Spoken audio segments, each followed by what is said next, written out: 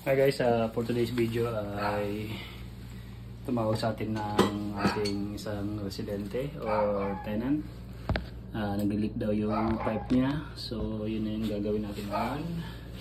Check muna kung saan galing yung leak. Ito. So yung P-trap niya ay butas na. At kailangan palitan. Kaya nagdala na rin ako kasi alam ko na rin ako ng problema. Nagdala rin ako ng extra. Kasi madalas nasisira dito yung sa sink natin, yung pipe ay madalas nasisira ay ang kanyang P-trap. Kasi doon ay stuck yung mga dumi na galing sa lababo. And yun ang sira ng ating P-trap o yung kayu na ano. Diyan na hulog yung mga pinaghugasan natin o kung may nahulog mo kayong importante na mga gamit, sing-sing, whatever, or pera, dito muna siya dadaan sa P-trap. So pwede nyo siyang kunin. Pwede nyo pa ma-retrieve, hindi siya diretso sa kanal.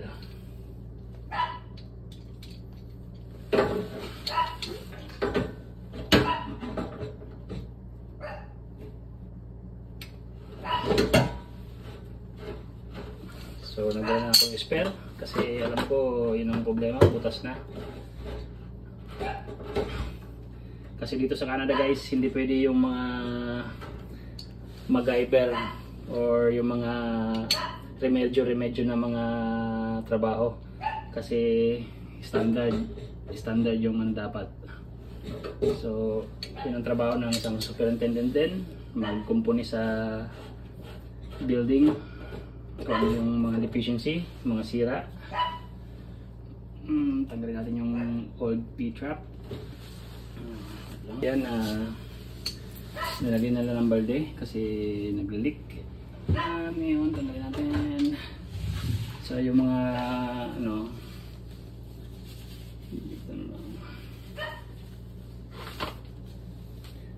mag-gloves na tayo kasi para hindi ganun kadumi yung kamay natin.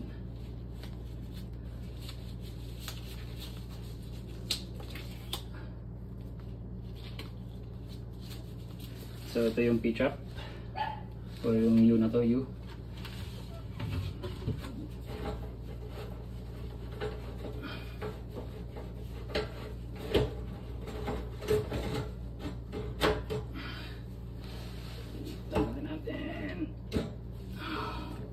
Siya medyo lumang-luma na,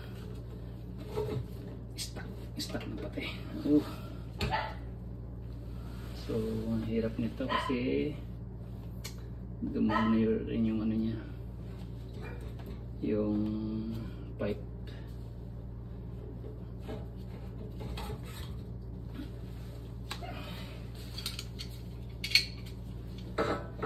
Ito rin isa sa mga trabaho ng superintendent dito ay mag-kumpuni ng mga deficiency, sira.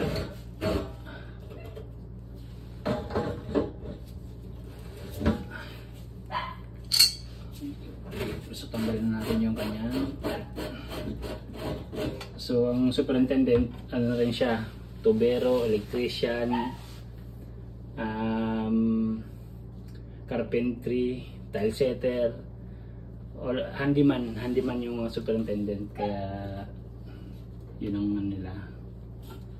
And pero pag mga major na yung mga minor lang naman. Pag mga major, tatawag na tayo ng mga skilled o yung mga license talaga, kuwari plumber, HVAC, electricians. Pag mga ganito mga minor lang, kayang-kaya na, tayo na lang gagawa, mga superintendent.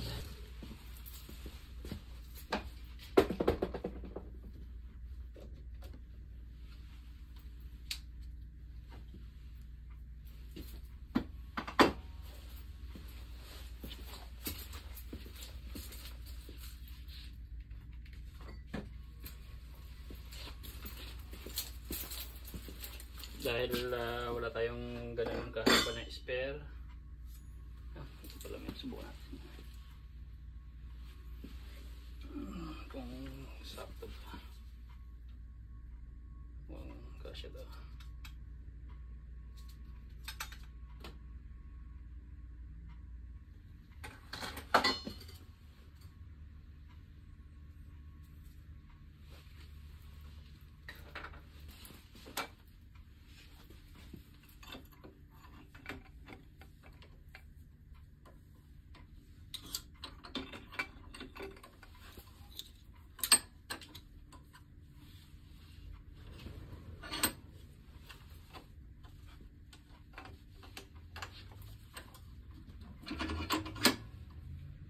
At dito guys, sinusubukan natin tanggalin yung naiwan na naputol na tubo kasi sobrang ano na, sira at nabubulok na yung tubo.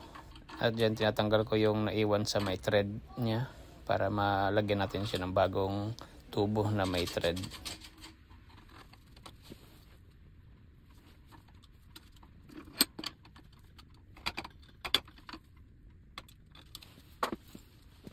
At dito naman, linisan natin yung kanyang thread para pag pinasok natin yung extension natin na tubo na may thread ay smooth lang yung kanyang pihit. Walang mga debris na sagabal. At konting linis at brush. Pwede na yan.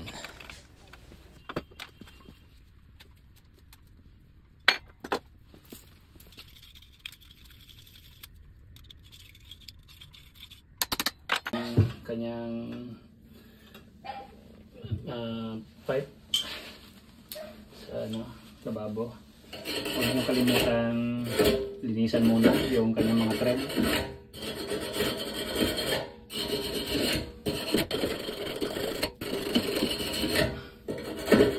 Bago nyo ibalik yung kanyang pipes para iwas leak.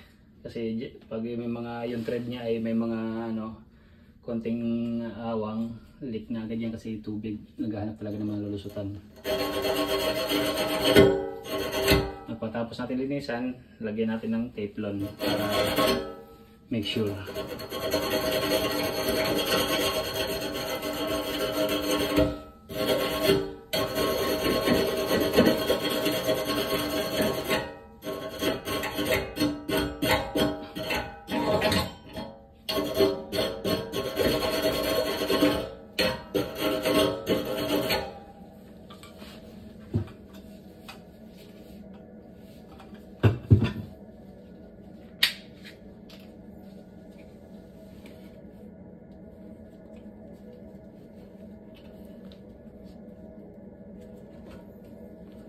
To make sure na walang leak, lagyan nyo ng Teflon para hindi kayo umulit. Make sure na walang leak, lagyan ng Teflon.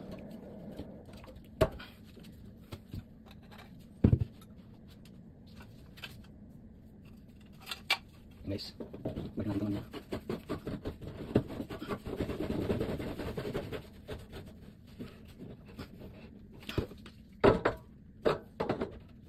Masyadong higpitan ng todo kasi baka masira palalo yung kanyang mga thread o yung pipe. Ito, may nakita akong spare sa workshop. Nga pala, huwag kalimutan lagyan ng Teflon.